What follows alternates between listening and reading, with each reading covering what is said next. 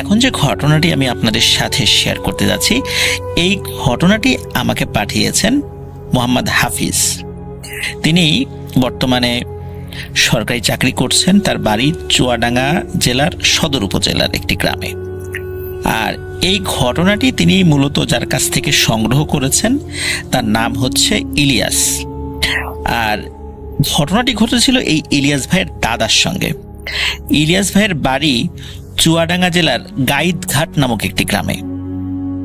আর ইলিয়াস ভাইয়ের দাদার নাম হচ্ছে কুদ্দুস আলী। আর এই ঘটনাটির সত্যতা যাচাই করার জন্য এই হাফিজ ভাই ইলিয়াস ভাইয়ের আব্বার কাছেও গিয়েছিলেন। তো ইলিয়াস ভাইয়ের আব্বা অসুস্থ মানুষ, তো তিনি এই ঘটনাটির সম্পূর্ণ সত্যতা নিশ্চিত করেছেন এবং এই ঘটনাটির সাথে আরো অনেক কিছু গুছিয়ে বলেছিলেন, যেটা ইলিয়াস ভাই ভালো করে গুছিয়ে বলতে পারেননি। তো ইলিয়াস ভাই এবং ওনার আব্বা যেভাবে হাফিজ ভাইকে বলেছেন, ঠিক সেভাবেই তিনি ঘটনাটি শেয়ার করেছেন। ঘটনাটি এই 2023 সালের এপ্রিল মাসের 18 তারিখে তিনি সংগ্রহ করেছেন বলে আমাকে জানিয়েছেন। আর ঘটনাটির সাল হবে 1950 সাল বা তার আশেপাশের একটি সময়। তো ইলিয়াস ভাইয়ের দাদা কুদ্দুস আলীর সাথে যখন ঘটনাটি ঘটা শুরু হয় তখন তার বয়স ছিল 21 বছর। আর ঘটনা যখন শেষ হয় তখন তার বয়স ছিল 24 বছর। তো এই কুদ্দুস দাদা তখনও বিয়ে করেননি। ওনার মূল কাজ ছিল কৃষি জমিতে পানি দেওয়া। এই কুদ্দুস দাদার বোরিং ছিল, তিনি বোরিং দিয়ে কৃষি জমিতে পানি দিতেন। বোরিং বলতে সেচ দেওয়ার এক ধরনের মেশিনকে স্থানীয় ভাষায় বোরিং বলা হয়। আর এই সেচ পাম্প দিয়ে যেহেতু প্রচুর পরিমাণে পানি বের হয়, আর এটা দিয়ে পানি দিলে অল্প সময়ের মধ্যে এই কৃষিক্ষেত ভরে যেত। ওই সময়টাতে কিন্তু এই সেচ পাম্প গ্রামে অ্যাভেলেবল ছিল না বললেই চলে, খুব কম ছিল। তো এই ইলিয়াস ভাই এবং তার আব্বার ভাষ্য মতে ওনাদের গ্রামে শুধু এই কুদ্দুস দাদারই বোরিং মেশিন ছিল। আর বোরিংয়ের ক্যানালগুলো একটা নির্দিষ্ট জায়গা পর্যন্ত ইট দিয়ে পাকা করা ছিল, মানে যেদিক দিয়ে পানিটা যাবে। এরপরে মাটির ক্যানাল, যেটা আমরা এখনো দেখি বিভিন্ন গ্রামে, যে সেচ পাম্পগুলো যখন সেটা দিয়ে পানি বের হয়, কিছুটা পথ, সামান্য কিছু অংশ পাকা করা থাকে, এরপরে শুরু হয় মাটির ক্যানাল। আর যেই জমিতে পানি দেওয়া হবে ওই ক্যানালের একটা জায়গায় ফাঁকা করে দেওয়া হয়, সেই জমিতে পানি ঢুকে পড়ে। আবার নির্দিষ্ট সময় পর সেই ফাঁকা জায়গাটা আবার বন্ধ করে দিতে হয়, নাহলে কিন্তু পানি উপচে পড়ে ওই জমির আবার ক্ষতি হতে পারে। এই জন্য এই বিষয়টা খুব সুন্দর করে মেনটেন করাটাও একটা দক্ষতার ব্যাপার। তো এই কুদ্দুস দাদার যে বোরিং ছিল, এই বোরিংয়ের ক্যানালগুলো ছিল ইট দিয়ে পাকা করা এবং ক্যানালগুলো ছিল কিছুটা চওড়া। আর বোরিং ঘরটি ছিল 10 ফুট উঁচু করা এবং বোরিং ঘরের উপরে ছাদ করা ছিল। তো কুদ্দুস দাদা বোরিং বা সেচ পাম্প ছেড়ে দিয়ে রাত্রে ওই বোরিং ঘরের ছাদের উপরে বিশ্রাম নিতেন এবং পানি দেওয়ার পরিমাণ যদি বেশি হতো, মানে সময়টা যদি বেশি লাগতো, তখন উনি ঘুমিয়ে নিতেন। দেখা যাচ্ছে যে দীর্ঘ একটা সময় নিয়ে কোনো একটা জমিতে পানি দিতে হবে, তাহলে উনি যদি বুঝতে পারতেন যে এখানে অনেক সময় লাগবে, তাহলে উনি কিছুটা ঘুমিয়ে নিতেন আর কি। তো এভাবে উনি রেগুলার কাজগুলো করতেন আর কি।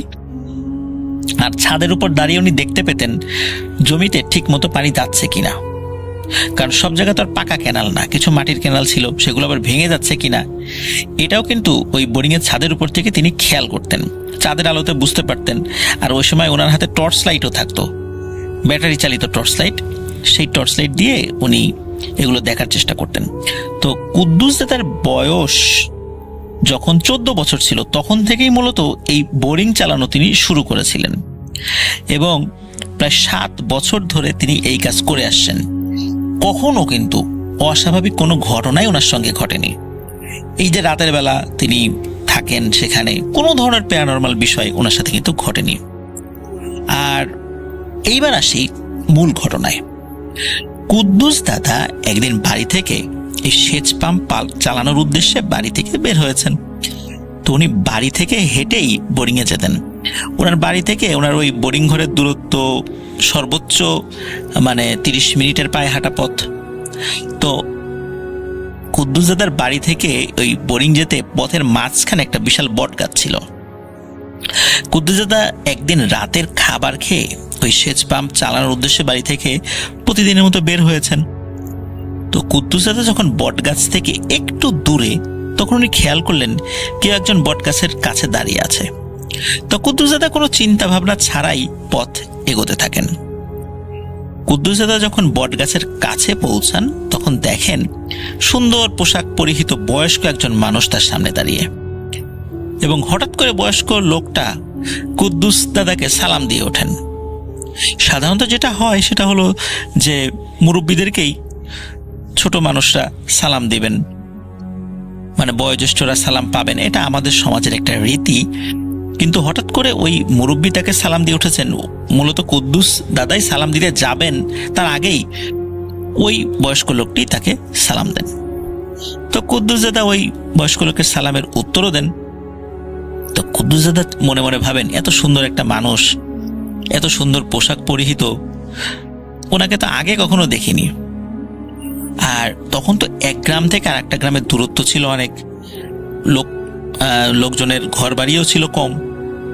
তো উনি চিন্তা করেছেন যে উনি হয়তো অন্য কোনো গ্রামে যাচ্ছেন, বয়স্ক মানুষ হয়ে গেছে, মানে বয়স্ক, তারপর আবার রাত হয়ে গেছে, এই জন্য বট গাছের এখানে উনি বিশ্রাম নিচ্ছেন। কারণ গ্রামের মানুষ কিন্তু বট গাছের নিচে বিশ্রাম নিয়ে খুব স্বাচ্ছন্দ্য বোধ করেন, কারণ বট গাছের নিচে বিশ্রাম নিলে এক ধরনের খুব সুন্দর অনুভূতি জন্মায় শরীরের মধ্যে। তো কুদ্দুস দাদা মনে মনে এইগুলো ভাবছেন, কিন্তু উনি কোনো কথাবার্তা না বলেই জাস্ট খালি সালামের উত্তর নিয়েছেন, ওই বোরিং ঘরের উদ্দেশ্যে হাঁটা শুরু করেছেন। উনি অল্প একটু হাঁটার পর কুদ্দুস দাদা খেয়াল করলেন যে ওনার পেছনে কেউ একজন হেঁটে হেঁটে আসছে। তো উনি পেছন ফিরে তাকিয়ে দেখেন ওই বৃদ্ধ তার পিছু পিছু হেঁটে আসছে। তো কুদ্দুস দাদা তখনও কিন্তু ওই বট গাছ থেকে খুব বেশি মানে দূরত্ব যে চলে গেছেন তা কিন্তু নয়, সামান্য একটু দূরত্ব উনি অতিক্রম করেছেন। তখন কুদ্দুস দাদা বলে ওঠেন যে, চাচা, আপনি আমার পেছনে পেছনে আসছেন, আপনার কি কোনো সমস্যা হয়েছে? আপনি কি আমাকে কিছু বলবেন? যদি বলতে চান বলতে পারেন, কোনো সমস্যা নেই, আমি আপনাকে হেল্প করার চেষ্টা করব। তখন ওই বৃদ্ধ বলেন যে, বাবা, আমার খুব ক্ষুধা লেগেছে, আমাকে কি তুমি কি কিছু খেতে দিতে পারবে? তো শুধু এই কথাটি ওই বৃদ্ধ বলেছেন, আর কোনো কথা উনি বলেননি। তখন ওই কুদ্দুস দাদা ভাবছেন যে এই লোকটির পোশাক আশাক দেখে তো মনে হয় না তিনি গরিব, গায়ে এত সুন্দর পরিপাটি পোশাক, কিন্তু উনি যদি আবার ধনী হবেন তাহলে আমার কাছে কেন খাবার চাইবেন? তো কুদ্দুস দাদার ক্ষুধা লাগার কথা শুনে খুব মায়া হয় ওই বৃদ্ধ লোকটার উপর। তো উনি কি করে যে ওই বৃদ্ধ লোকটাকে বলে যে, চাচা, আপনি ওই বট গাছের কাছে বসেন, আমি এখনই বাড়িতে যাচ্ছি, দেখি আপনার জন্য কোনো কিছু ব্যবস্থা করতে পারি কিনা। তখন কুদ্দুস দাদা ওই বৃদ্ধকে ওই বট গাছের নিচে বসিয়ে রেখে উনি আবার হাঁটতে হাঁটতে বাড়িতে চলে আসেন। যেহেতু ওনার বাড়ি থেকে ওই বট গাছের দূরত্ব কিন্তু মোটামুটি প্রায় 25 মিনিটের পায়ে হাঁটা পথ, মানে ওনার বোরিং ঘরের কাছাকাছি ওই বট গাছ, কিন্তু ওই বট গাছ থেকে আবার ওনার বাড়ির দূরত্ব পায়ে হাঁটা 25 মিনিটের পর। তার মানে হচ্ছে যেতে 25 মিনিট, আসতে 25 মিনিট, এই 50 মিনিট সময় লাগবে। আর যদি বাড়িতে কিছু সময় থাকে সেই সময়টাও লাগবে। তো উনি বাড়িতে চলে আসেন এবং ওনার মাকে ডাক দেন। ওনার মা তখনও ঘুমাননি। তো ছেলেকে আবার ফেরত আসতে দেখে কুদ্দুস দাদার মা জিজ্ঞেস করেন, কিরে বাবা, কি হয়েছে? তখন কুদ্দুস দাদা বলেন যে, এই ব্যাপার, একজন বৃদ্ধ লোক খুব ক্ষুধার্ত, সে খাবার চাইছে, আমি তাকে বট গাছের কাছে বসিয়ে আসছি, তুমি ওকে খাবার দাও। তখন কুদ্দুস দাদার মা জানায় যে হাঁড়িতে কিন্তু ভাত নাই, যা ছিল সব শেষ হয়ে গেছে। একথা শুনে কুদ্দুস দাদার মন খারাপ হয়ে যায় যে, আহারে, লোকটাকে বসিয়ে রাখলাম, এখন যদি কোনো খাবার না নিয়ে যাই উনি কি মনে করবেন, আর নিজের কাছেও কেমন লাগে। তো তার মাকে বলেন যে, যা আছে তাই দাও, বাড়িতে কি আছে? তখন কুদ্দুস দাদার মা বলে যে, এখন আর কি দেব, তাহলে কিছু মুড়ি নিয়ে যা, মুড়ি দেই, গুড় দেই, এই জিনিসগুলো নিয়ে যা, তাছাড়া তো এখন আর কি করব, রান্না করে দিতে গেলেও তো অনেক সময় লাগবে, এতক্ষণ কি ওই লোকটা অপেক্ষা করবে? আর এতক্ষণ তো তাকে বসিয়ে রাখাটাও ঠিক হবে না। তো এও বলেন যে, তুই সাথে করে নিয়ে আসলি না কেন তাকে? তাহলে তো বসিয়ে রেখে মুড়ি দিতাম, ততক্ষণে রান্নাবাড়া করতাম। মানে কুদ্দুস দাদার মাও খুব আন্তরিক যে একটা অভুক্ত লোক রাতের বেলা তার কাছে খাবার চেয়েছে। তো উনিও চাচ্ছিলেন যে তাকে খাবার খাওয়াতে, কিন্তু ওই সময়ের আসলে সিচুয়েশনে সেটা ওইভাবে সম্ভব ছিল না, দেরি হয়ে যাবে আর কি। তো যাই হোক, মুড়ি তারপরে গুড় এগুলো কুদ্দুসজাদাকে তার মা দিয়ে দেন। কুদ্দুসজাদাও এগুলো একটা জিনিসে নিয়ে যেতে থাকেন ওই বট গাছটার দিকে। তো বট গাছের কাছে যখন কুদ্দুসজাদা এসেছেন তখন দেখেন ওই বৃদ্ধ ওখানে নাই। তো কুদ্দুসজাদা বট গাছের আশেপাশে সব জায়গায় তিনি খুঁজতে থাকেন, কিন্তু ওই বৃদ্ধকে তিনি কোথাও দেখতে পান না। এখন কুদ্দুসজাদা ভাবছেন ওই বৃদ্ধ লোকটা মনে হয় চলে গেছে, যেহেতু তার আসা যাওয়াতে একটু সময় লেগেছে, এই কারণে উনি হয়তোবা আর এখানে অপেক্ষা করেননি। তো উনি আরো মিনিট দশেক ওই বট গাছের কাছে দাঁড়িয়ে থাকেন যে বৃদ্ধ চাচা আসেন কিনা দেখার জন্য, কিন্তু ওই বৃদ্ধ না আসায় উনি আবার সেচ পাম্পের উদ্দেশ্যে রওনা হন। তো সারা রাত উনি ওই সেচ পাম্পের ওই ছাদের উপরেই বিশ্রাম নিয়েছেন। কোন জমিতে পানি যাচ্ছে, কোন জমির পানি আটকাতে হবে, কোনটায় ছাড়তে হবে, এই বিষয়গুলো তিনি দেখভাল করেন। সকালবেলা উনি আবার ওই যে মুড়ি যেগুলো নিয়ে গেছে সেগুলো নিয়ে বাড়িতে চলে আসেন। তো এই যে ছোট্ট ঘটনাটি, এরপরে কিন্তু পার হয়ে যায় তিনটি বছর। এর মধ্যে কিন্তু ওই কুদ্দুসজাদার সাথে ওই বৃদ্ধের আর কখনো দেখা হয়নি। 3 বছর পর মূলত কুদ্দুসজাদার সাথে মূল ঘটনাটি ঘটে। ঘটনাটি যেদিন ঘটে সেদিন আকাশে চাঁদের আলো ছিল অন্য দিনের চেয়ে একটু বেশি, অনেক দূর পর্যন্ত বেশ ভালোই দেখা যাচ্ছিল। তখন রাত 11টার মতো বাজে। উনি বড় একটা জমিতে পানি দেওয়ার জন্য ব্যবস্থা করেন আর কি। তো বোরিং এর ছাদের উপর বিশ্রাম নিতে থাকেন। জমির পরিমাণ 20 বিঘার উপরে ছিল।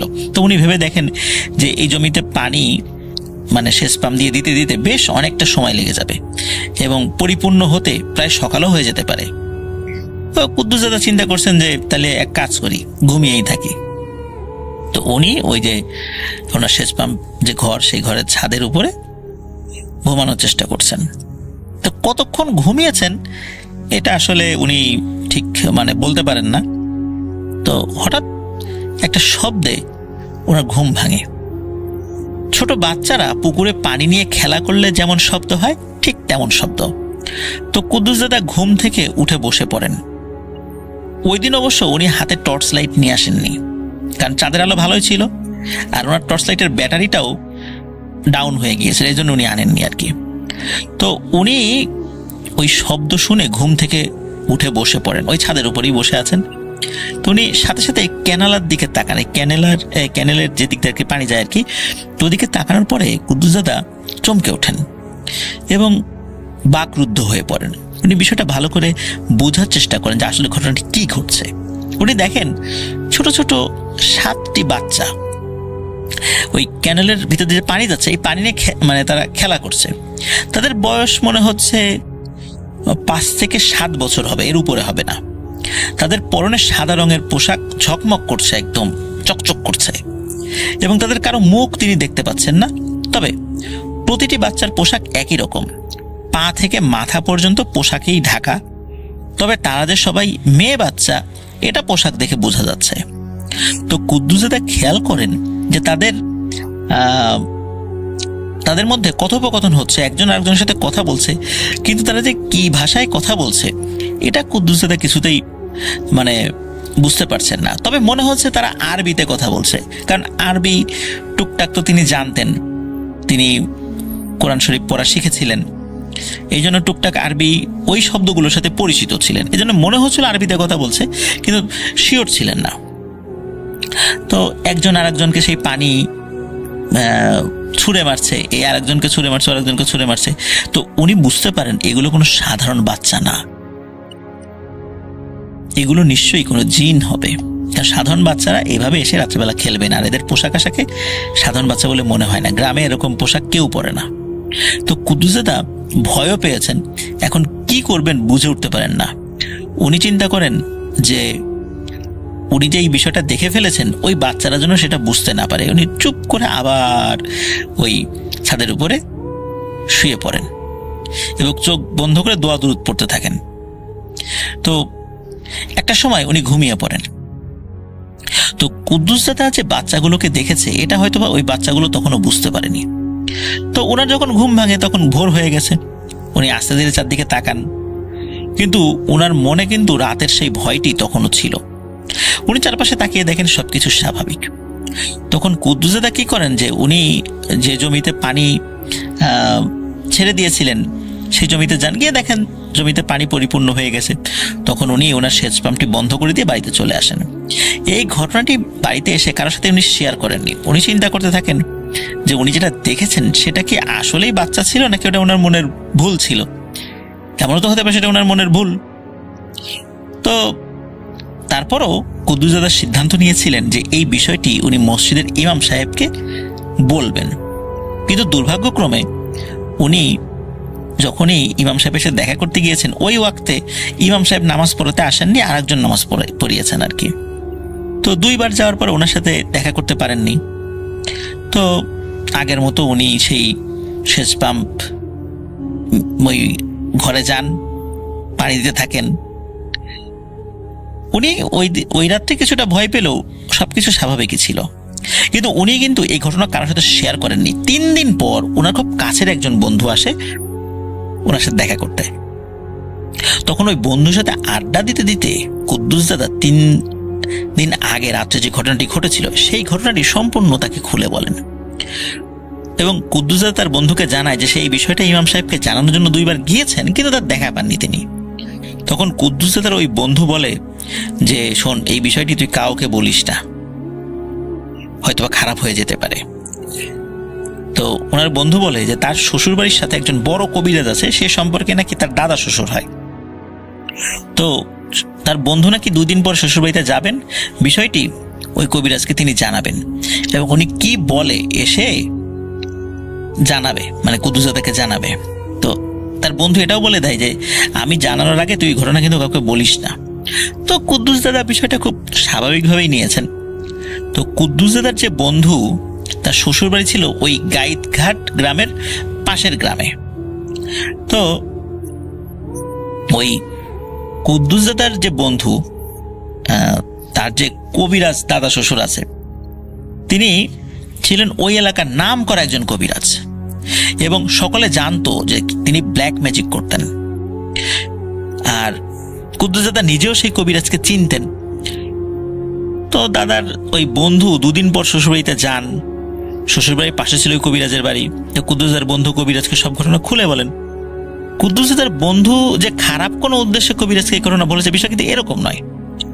কুদ্দুস দাদার বন্ধু জানতেন যে এই কবিরাজ অনেক কালো জাদু জানে, কিন্তু তিনি ভেবেছেন এটা হয়তো সাধারণ কোনো ঘটনা, কবিরাজ হয়তো বা তাকে একটা পরামর্শ দেবে বা বলবে এই জিনিসটা এই টাইপের, তুমি এই কাজগুলো করো, তাহলে আর ভয় পাবা না, এই জিনিস কাছে আসবে না। জাস্ট এই উদ্দেশ্যে কুদ্দুস দাদার বন্ধু কবিরাজকে এই ঘটনাটি খুলে বলেছিলেন। ওই কবিরাজ যখন কুদ্দুস দাদার বন্ধুর মুখে সব ঘটনা শোনে, তখন কবিরাজের মুখে একটা খুশির ছাপ চলে আসে। সে ঘটনা শোনার সাথে সাথে নাকি বলে, আমি আজকেই কুদ্দুস মিয়ার সাথে দেখা করব, কারণ কুদ্দুস মিয়ার সামনে বিশাল এক বিপদ আছে, ওর প্রাণ নাশ হতে পারে। তো বিপদের কথা শুনে কুদ্দুস মিয়ার বন্ধু আরো একটু ঘাবড়ে যায়। তখন ওই কবিরাজ বলে, তুমি এখনই চলে যাও, কুদ্দুস মিয়াকে খবর দাও, আমি আজ রাতে তার সাথে ওই সেচ পাম্পের ওই ঘরের ওখানে দেখা করব। কিন্তু আমি যে তোমাকে বললাম তার সামনে, মানে কুদ্দুস মিয়ার সামনে বিপদ, এই কথাটা কিন্তু তুমি তোমার বন্ধু মানে কুদ্দুস মিয়াকে বলবে না, তাহলে সে ভয় পেতে পারে। কুদ্দুস মিয়ার ওই বন্ধু কবিরাজের বাড়ি থেকে চলে যান এবং তার শ্বশুর বাড়িতে দেখা করে আবার নিজ গ্রামে ফেরত আসেন।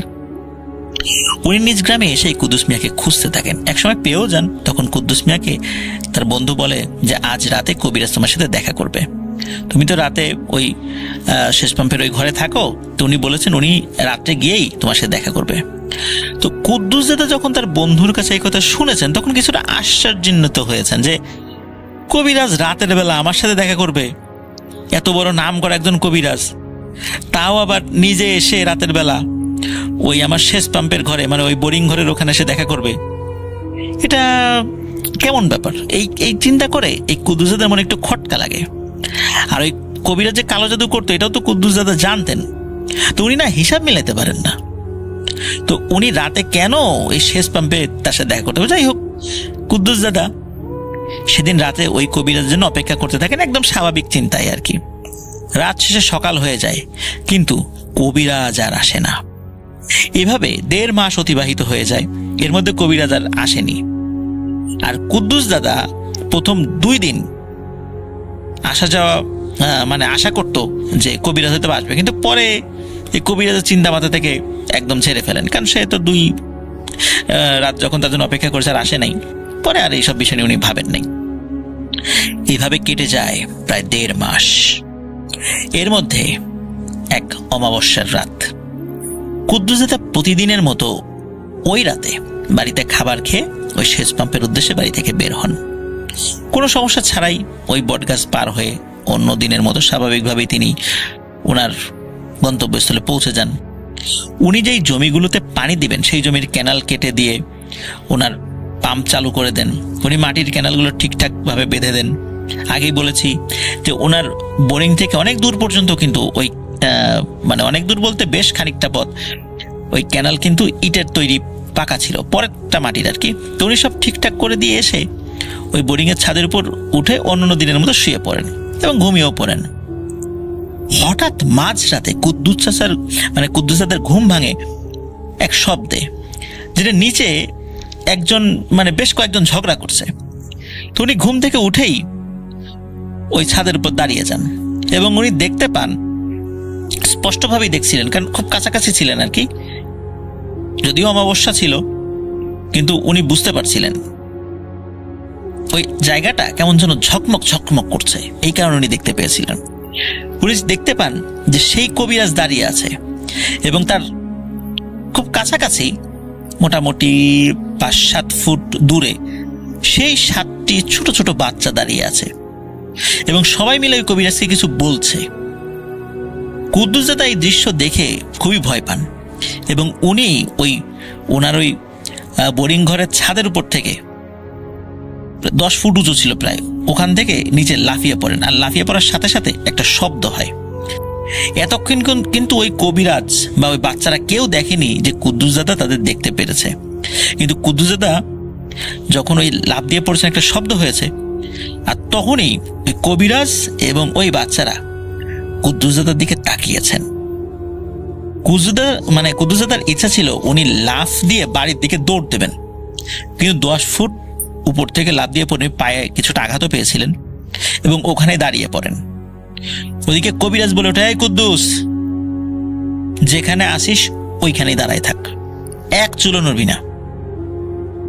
কুদ্দুস দাদা হঠাৎ করে এই ধরনের কথাবার্তা শুনে কথা নাই বার্তা নাই তুই তুকারি করে কথা বলে উঠছে। উনি বেশ অবাক হন এবং উনি ওই কবিরাজের কথা মেনে নিতে বাধ্য হন। কারণ হলো ওনার মনে হচ্ছিল তিনি ওই জায়গা থেকে এক চুলো নড়তে পারছেন না। আর কবিরাজ কি করেছে, ওই যেই বাচ্চাগুলো, ওই বাচ্চাগুলোকে একটা বৃত্তের মধ্যে বন্দি করে রেখেছে। আর ওই কবিরাজ নিজেও একটা বৃত্তের মধ্যে দাঁড়িয়ে আছে। 2 বৃত্ত থেকে দূরত্ব 7-8 ফুট হবে এরকম আর কি আনুমানিক। তো এই যে বৃত্তগুলো তৈরি করেছে, এই বৃত্তগুলো তৈরি করেছে চুল দিয়ে এবং একটার সাথে আর একটা চুল বেঁধে এই বৃত্ত তৈরি করা হয়েছে। এই চুলগুলো যে মহিলাদের চুল এটা স্পষ্টভাবে বোঝা যাচ্ছে।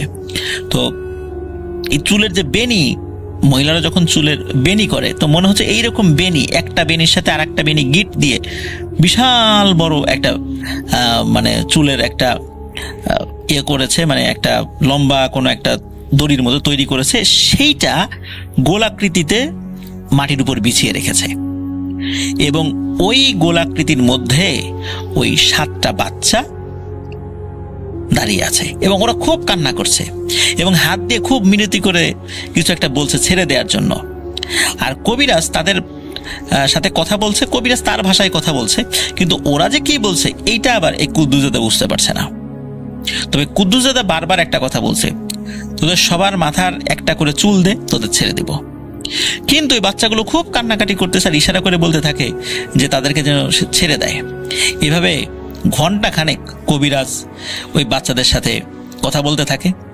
ওই বাচ্চারা কান্নাকাটি করছে, কেউ কেউ দৌড়ে বাইরে যাওয়ার চেষ্টা করছে, কিন্তু ওই চুলের যেই ওই পরিধিটা ওই বাউন্ডারির ওখানে যখনই আসে তখন মনে হচ্ছে যে পালাবার চেষ্টা করছে ওখানে এসে একটা কারেন্টের শক খাওয়ার মতো একটা শক খাচ্ছে এবং ছিটকে এসে আবার ওই বৃত্তের মধ্যে পড়ছে।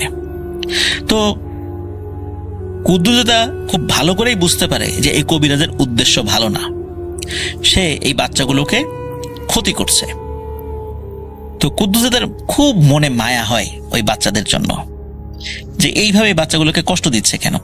যখন ওরা ওই চুল পার হতে গিয়ে কারেন্টের শক খাওয়ার মতো শক খেয়ে আবার মাঝে এসে পড়ছে, তখন ওরা ছটফট করছে, শরীরে কাঁপুনি দিচ্ছে, এটাও কুদ্দুস দাদা খুব ভালোভাবেই দেখতে পাচ্ছিলেন এবং দেখে ওনার খুব মায়া লাগছিল।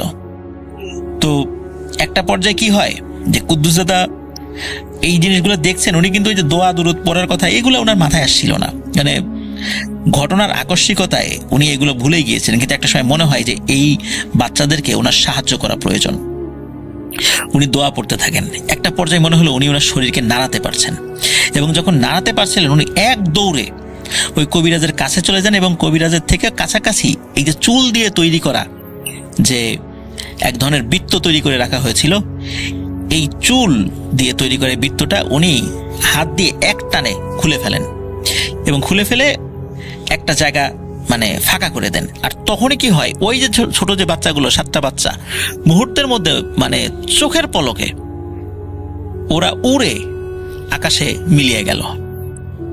যখনই এই ঘটনা ঘটে তখন ওই কবিরাজ প্রচন্ড ক্ষিপ্ত হয় কুদ্দুস দাদার উপরে, বলে কুদ্দুস এটা তুই কি করলি, আমার সারা জীবনের যে সাধনা ছিল সেটা তুই নষ্ট করে দিলি। তুই জানিস এরা কারা ছিল? এরা ছিল জিনের সন্তান। এদেরকে আমি অনেক কষ্টে আটকে ফেলেছিলাম, কারণ একজন কবিরাজ সারা জীবনে হয়তোবা 1-2 বার এই সুযোগ পায় বা কখনোই পায় না। আমি এই সুযোগটা পাইছিলাম যে এই বাচ্চাদেরকে আটকাবো, কারণ ওরা ছিল মেয়ে বাচ্চা, ওদের মাথার চুল ছিল বড় বড়। ওদের ইচ্ছায় যদি ওদের মাথার থেকে একটা চুল নিতাম তাহলে ওদেরকে আমি সারা জীবনের জন্য বশীভূত করে রাখতে পারতাম, যা ইচ্ছা তাই ওদেরকে দিয়ে করাতে পারতাম, অনেক অসাধ্যকে সাধন করাইতে পারতাম। আমি চাইলে ওদের মাথার থেকে চুল ছিঁড়ে নিতে পারতাম, কিন্তু আমি যদি চুল ছিঁড়ে নিতাম তাহলে ওই চুল দিয়ে কোনো কাজই হতো না। চুল ওদের ইচ্ছায় নিতে হবে।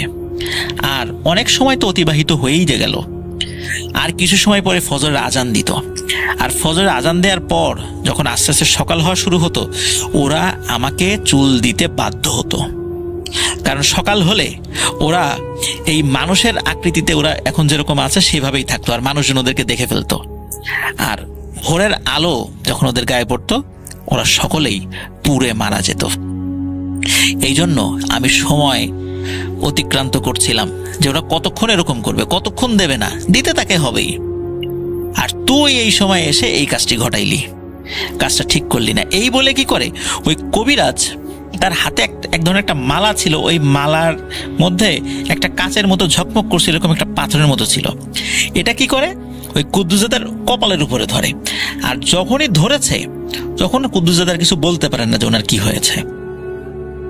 ওনার যখন জ্ঞান ফেরে তখন উনি দেখেন যে উনি ওনার বাড়িতে বিছানার উপর শুয়ে আছেন, কিন্তু দুঃখজনক ব্যাপার হলো উনি কোনো কথা বলতে পারছেন না,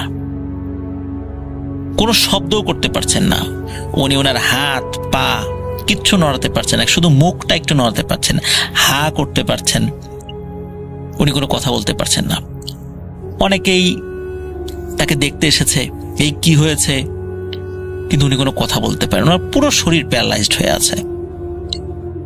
উনি মূলত সেখানে অজ্ঞান হয়ে পড়েছিলেন। পরবর্তীতে তার আসতে দেরি দেখে বাড়ির লোকজন সেদিকে যায় এবং তাকে ওই অবস্থায় পায় যে অজ্ঞান হয়ে পড়ে আছে, তখন তাকে ওইখান থেকে বাড়িতে নিয়ে আসা হয়। আর যখন জ্ঞান ফেরে তখন থেকে এই অবস্থা। উনি তো কথা বলতে পারেন না, বিভিন্ন হুজুরদেরকে ডেকে নিয়ে আসা হয়, ঝাড়ফুঁক করান, কোনো লাভ হয় না, কোনো উন্নতি হয় না। এমনকি এই যে যেই কবিরাজ এই কাজটি করেছিল, তার ক্ষতি করেছিল, সেই কবিরাজকেও ডেকে আনা হয়। তো ওই কবিরাজ যখন আসে তখন সে বলে যে মানে কুদ্দুস দাদা মাকে বলে যে তোমার ছেলে আর ভালো হবে না, তোমার ছেলে গেছে, ও এইভাবেই থাকবে, এইভাবেই ওর মৃত্যু হবে, ও আর কখনো কথা বলতে পারবে না। তো এই কথা যখন কোনো মা শোনে তার সন্তান সম্পর্কে, সেই মায়ের মনের অবস্থাটা কেমন হয় প্রিয় লিসেনার্স নিশ্চয়ই আপনারা বুঝতে পারছেন। তো আসলে ওনার সাথে কি ঘটেছিল এই বিষয়টা কিন্তু কেউ জানতো না। এমনকি ওই যে তার যে বন্ধু যার কাছে ওই বিষয়টি বলেছিল, সেই বন্ধুও একদম বিষয়টা স্বাভাবিক হিসাবে নিয়েছিলেন যে এইটা হতেই পারে। কারণ হলো ওই যে কুদ্দুস দাদা যখন ওই 10 ফুট উপর থেকে লাফ দিয়েছিলেন, ওনার পায়ের মানে নিচে একটা শক্ত কিছু পড়েছিল। তো যখন তাকে উদ্ধার করা হয় তখন পায়ের নিচে ফোলা অবস্থায় দেখতে পেয়েছিলেন। তারা মনে করেছে যে মনে হয় পড়ে গিয়ে আঘাত পেয়েছে, মাথায় আঘাত লেগেছে, এই কারণে শরীর প্যারালাইজ হয়ে গেছে। তো কুদ্দুস দাদাকে কিন্তু বিভিন্নভাবে বিভিন্ন জায়গায় চিকিৎসা করা হয়, কিন্তু কোনো উন্নতি হয় না। 1 মাস, 2 মাস, 3 মাস, এভাবে প্রায় 9 মাস অতিবাহিত হয়ে যায়। কুদ্দুস দাদার আর কোনো অবস্থার উন্নতি হয় না। 9 মাস পর একজন বৃদ্ধ লোক কুদ্দুস দাদার বাড়িতে আসে এবং বাড়িতে এসে কুদ্দুস দাদার মায়ের কাছে 1 গ্লাস পানি খেতে চায়। কুদ্দুস দাদার মা পানি নিয়ে যখন ওই বৃদ্ধকে দেন, বৃদ্ধ পানি খান এবং বলেন যে তোমার সন্তান তো অসুস্থ, তাই না? তোমার সন্তানের সাথে আমি একটু কথা বলবো। কুদ্দুস দাদার মা অবাক হন কিছুটা, যে এই বৃদ্ধ, তাকে তো চিনি না, কখনো দেখেছি বলে মনে পড়ে না, সে কিভাবে জানলো যে আমার ছেলে অসুস্থ? আর আমার ছেলে অসুস্থ সে তো গ্রামের অনেকেই জানে, হয়তো বা কেউ বলেছে এই জন্য তিনি এসেছেন। বিষয়টা তিনি একদম স্বাভাবিকভাবেই নিয়েছেন বলা চলে। তখন ওই বৃদ্ধ কুদ্দুস দাদার কাছে যান। যাওয়ার পরে কুদ্দুস দাদার মা কিন্তু পাশে দাঁড়িয়েছিলেন। তখন ওই বৃদ্ধ কুদ্দুস দাদার মাকে বলেন যে তুমি একটু অন্য ঘরে যাও, তোমার ছেলের সাথে আমি একটু একা কথা বলবো। তখন তিনি চলে যান। তখন ওই বৃদ্ধ ওই কুদ্দুস দাদাকে বলেন, কুদ্দুস দাদা কিন্তু চোখ খুলে আসেন, তিনি দেখছিলেন তাকে। কুদ্দুস দাদা এটাও বুঝেছিলেন এটা হচ্ছে সেই বৃদ্ধ যাকে ওই যে বট গাছের মানে একবার গোড়ায় তাকে দেখেছিলেন, তার কাছে খাবার চেয়েছিল, ইনি হচ্ছেন সেই বৃদ্ধ। তখন ওই বৃদ্ধ কুদ্দুস দাদাকে বলেন যে বাবা, আমাকে দেখে অবাক হচ্ছ? বুঝতে পেরেছি তুমি আমাকে চিনতে পেরেছো। হ্যাঁ, তুমি ঠিকই ধরেছো, আমি আসলে কোনো মানুষ নই, আমি একজন জিন। আমি মূলত তোমার কাছে একটা বিশেষ উদ্দেশ্যে ওই রাত্রে খাবার চেয়েছিলাম, সেটা হলো তুমি কেমন মানুষ সেটা বোঝার জন্য। কারণ হলো তুমি যেখানে সেচ পাম্প বসিয়েছ ওই জায়গার আশেপাশেই আমি থাকি, কিন্তু কখনো কোনো মানুষের সাথে আমি দেখা দেই না।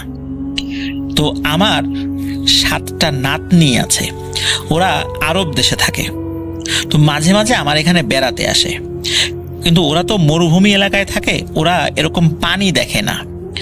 তো যখন এখানে আসে পানি দেখে, এই পানি নিয়ে খেলতে ওরা খুব পছন্দ করে, এটা ওদের খুব প্রিয় একটি খেলা। কিন্তু ওরা যেখানে থাকে সেখানে তো এরকম পানি নাই। তো আমি ভেবেছিলাম যে যেহেতু তুমি এখানে পাহারা দাও, যদি তোমার দ্বারা ওদের কোনো ক্ষতি হয়, এই জন্য আমি চিন্তা করেছিলাম যে তুমি আসলে মানুষ কেমন। আমি যখন দেখলাম যে তুমি রাতের বেলা আবার বাড়িতে গেলে আমার জন্য খাবার নিয়ে আসলাম, আমি বুঝতে পারলাম আর যাই হোক তোমার দ্বারা আমার এই 7 নাতনির কোনো ক্ষতি হবে না, কারণ ওরা খুব নিষ্পাপ, নিরীহ, চাইলেই কোনো মানুষ ওদের ক্ষতি করতে পারে। আমি যখন বুঝতে পারলাম তোমার দ্বারা ক্ষতি হবে না, আমি নিশ্চিত থাকলাম। কিন্তু এক কবিরাজ, সে বুঝতে পেরেছিল, তোমার বন্ধুর মাধ্যমে সে বুঝতে পেরেছিল যে এইখানে জিনেদের কন্যা সন্তান যাদেরকে আমরা পরী বলি, এরা আসে। তো যে কোনো মূল্যে সে আমার নাতনিদের মাথা চুল নিতে চেয়েছিল, কিন্তু তোমার কারণে পারেনি। আর একটু দেরি হলেই আমার এই 7 নাতনির করুণ মৃত্যু ঘটত। তুমি সাহস করে ওদেরকে মুক্ত করে দিয়েছিলে, আর যার ফলশ্রুতিতে ওই কবিরাজ তোমার উপর ব্ল্যাক ম্যাজিক করে তোমাকে একদম প্যারালাইজড করে ফেলেছে। তুমি ভাবছো যে আমি এত কিছু জানি, তাহলে কেন তোমাকে আমরা এসে সুস্থ করে দিলাম না? এই বৃদ্ধ কিন্তু উনি বলছেন এই কথাগুলো, আর এই কুদ্দুস দাদা কিন্তু শুয়ে শুয়ে শুনছেন। তখনও কিন্তু উনি অসুস্থ, উনি তো কথা বলতে পারেন না, খালি শুয়ে থাকেন, কিন্তু সবকিছু শুনতে এবং বুঝতে পারেন।